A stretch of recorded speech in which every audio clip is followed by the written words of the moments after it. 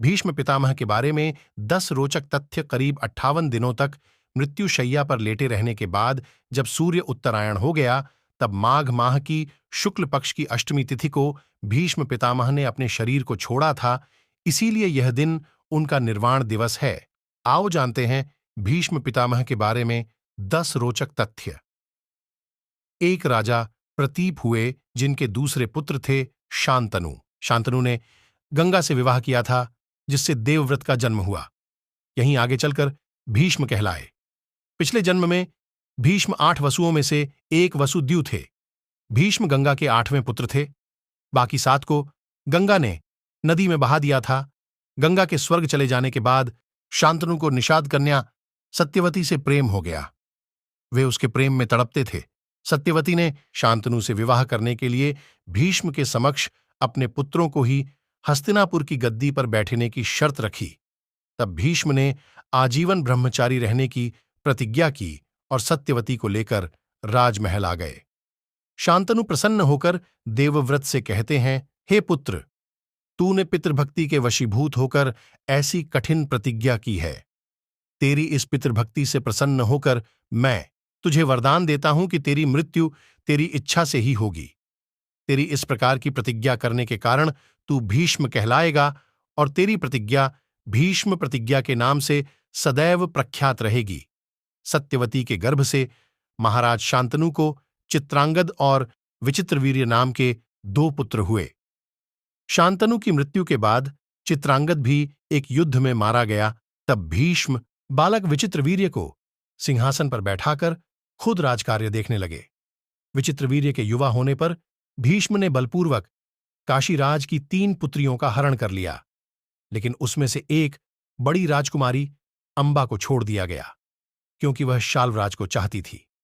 अन्य दोनों, अंबालिका और अंबिका, का विवाह विचित्रवीर्य के साथ कर दिया गया। अंबा को जब शाल्वराज ने नहीं अपनाया तो उसने परशुराम से शिकायत की। परशुराम ने भीष्म से युद्ध किया, लेकिन उसका कोई परिणाम नहीं निकला और अंत में अंबा ने आत्महत्या कर ली। बाद में अंबा शिखंडी के रूप में जन्मी और उसने भीष्म से बदला लिया। विचित्रवीर्य को दोनों, अंबालिका और अंबिका, से कोई संतानें नहीं हुईं और वह भी चल बसा। एक बार फिर गद्दी खाली हो गई। सत्यवती शांतनु का वंश तो डूब गया और गंगा शांतनु के वंश ने ब्रह्मचर्य की प्रतिज्ञा ले ली थी। अब हस्तिनापुर की राजगद्दी फिर से खाली हो गई थी। तब सत्यवती ने भीष्म से विवाह करने का कहा, लेकिन भीष्म ने प्रतिज्ञावश मना कर दिया। ऐसे में सत्यवती विचित्रवीर्य की विधवा अंबालिका और अंबिका को नियोग प्रथा द्वारा संतान उत्पन्न करने का सोचती है और वह इसके लिए पराशर मुनि और उसकी संतान वेदव्यास को कहती है। भीष्म की अनुमति लेकर सत्यवती अपने पुत्र वेदव्यास द्वारा अंबिका और अंबालिका के गर्भ से यथाक्रम धृतराष्ट्र और पांडु नाम के पुत्रों को उत्पन्न करवाती है। बाद में एक दासी से विदुर का जन्म होता है। महाभारत के युद्ध में भीष्म पितामह कौरवों की तरफ से सेनापति थे। कुरुक्षेत्र का युद्ध आरंभ होने पर प्रधान सेनापति की हैसियत से भीष्म ने 10 दिन तक घोर युद्ध किया था। 10वें ही दिन इच्छा मृत्यु प्राप्त भीष्म द्वारा पांडवों के विनय पर अपनी मृत्यु का रहस्य बता देते हैं और तब इस नीति के तरह युद्ध में भीष्म के सामने शिखंडी को उतारा जाता है। प्रतिज्ञा अनुसार भीष्म किसी स्त्री, वेश्या या नपुंसक व्यक्ति पर शस्त्र नहीं उठाते हैं। तब शिखंडी के पीछे खड़े रहकर भीष्म को अर्जुन तीरों से छेद देते हैं। वे कराहते हुए नीचे गिर पड़ते हैं। जब भीष्म की गर्दन लटक जाती है, तब वे अपने बंधु बांधवों और वीर सैनिकों को देखते हुए अर्जुन से कहते हैं, बेटा, तुम तो क्षत्रिय धर्म के विद्वान हो, क्या तुम मुझे उपयुक्त तकिया दे सकते हो? आज्ञा पाते ही अर्जुन ने आंखों में आंसू लिए उनको अभिवादन कर भीष्म को बड़ी तेजी से ऐसे 3 बाण मारे जो उनके ललाट को छेदते हुए पृथ्वी में जा लगे। बस इस तरह सिर को सिरहाना मिल जाता है। इन बाणों का आधार मिल जाने से सिर के लटकते रहने की पीड़ा जाती रही, लेकिन शरशैया पर लेटने के बाद भी भीष्म प्राण नहीं त्यागते हैं। भीष्म यह भली भांति जानते थे कि सूर्य के उत्तरायण होने पर, प्राण त्यागने पर आत्मा को सद्गति मिलती है और वे पुण्य अपने लोक जाकर मुक्त हो जाएंगे, इसीलिए वे सूर्य के उत्तरायण होने का इंतजार करते हैं। भीष्म के शरशैया पर लेट जाने के बाद युद्ध और 8 दिन चला।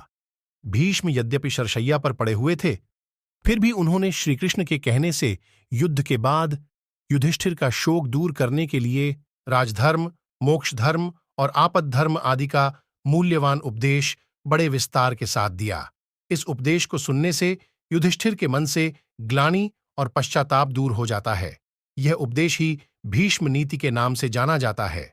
बाद में सूर्य के उत्तरायण होने पर युधिष्ठिर आदि सगे संबंधी, पुरोहित और अन्यान्य लोग भीष्म के पास पहुंचते हैं।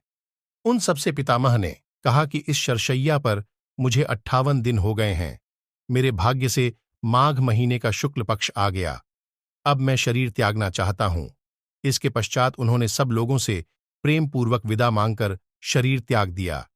सभी लोग भीष्म को याद कर रोने लगे। युधिष्ठिर तथा पांडवों ने पितामह के शरविद्ध शव को चंदन की चिता पर रखा तथा दाह संस्कार किया। कहते हैं कि भीष्म 150 वर्ष जीकर निर्वाण को प्राप्त हुए भीष्म ने अपने जीवन में कुछ अपराध किए थे।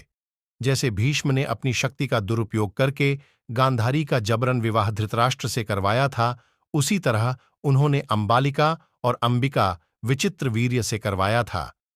उन्होंने पिछले जन्म में वशिष्ठ राशि की कामधेनु का हरण कर लिया था, जिसके चलते उन्हें मनुष्य योनि में जन्म लेना पड़ा। भरी सभा में जब द्रौपदी को निर्वस्त्र किया जा रहा था, तो भीष्म चुप बैठे थे।